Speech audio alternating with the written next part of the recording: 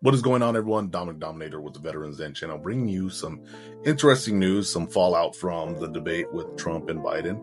If you saw the debate or you saw my last video or both, you would know or see that Biden did not do good at all. A lot of them called him a zombie. A lot of them called him incoherent. He just was not looking good at all, and he was looking pretty rough. He even had to be helped off the stage once it was done.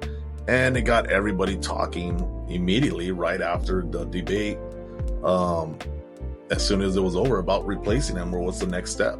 Minutes into the debate, and it continues right now. It involves party strategists, it involves elected officials, it involves fundraisers.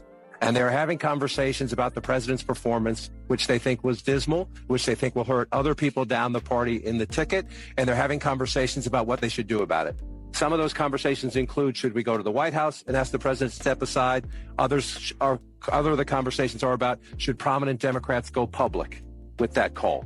Because they feel this debate was so terrible. So if you go on Google and search replacing Biden, Democrats replace candidate, Biden in general, if you just put Biden up, as you can see here, you see a bunch of news articles pop up immediately about replacing Biden. Can Kamala Harris replace him?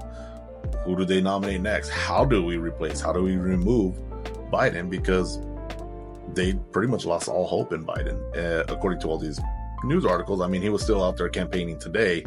Only problem is he looked really bad out there campaigning. I saw a video that's been going viral of him just kind of lost and just to the right of Jill Biden. I saw in him then the same character that I see in him today.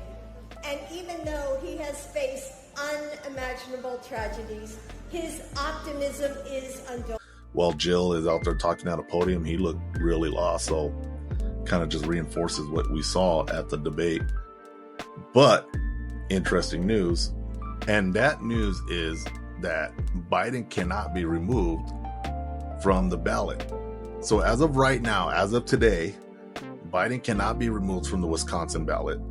Biden, as of 5 p.m. on Friday with the filming of this video, he cannot be removed from the Nevada ballot, which is less than an hour and a half ago. It was 5. Because I believe Arizona and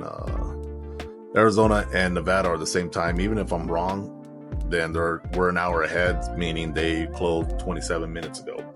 So he's stuck on the Nevada ballot. For Texas, he has 74 days prior to the day of voting, which is in November, and I'll put the exact date right here. He has 74 days from this date to be removed. And for Georgia, he has 60 days to be removed. Anything less than that, he can't. Now, what can get him removed from the ballot? Well, for most instances, he would have to be deceased. He would have to be incoherent, which I think the Democrat Party, they could pull it off right now, especially with everything we saw today. He just looked lost and incoherent. So maybe they could pull it that way. But I really think the Democratic Party is probably having some meetings behind closed doors and talking amongst themselves, like, what's the next move? How are we going to do it? What's the right way of doing it? Do we say he's incoherent and he can't function and he's incompetent? So it's going to be interesting to see what the next moves are. But in my opinion, I really think at this point, knowing that, because before I learned all this stuff too, that's why I'm sharing this news.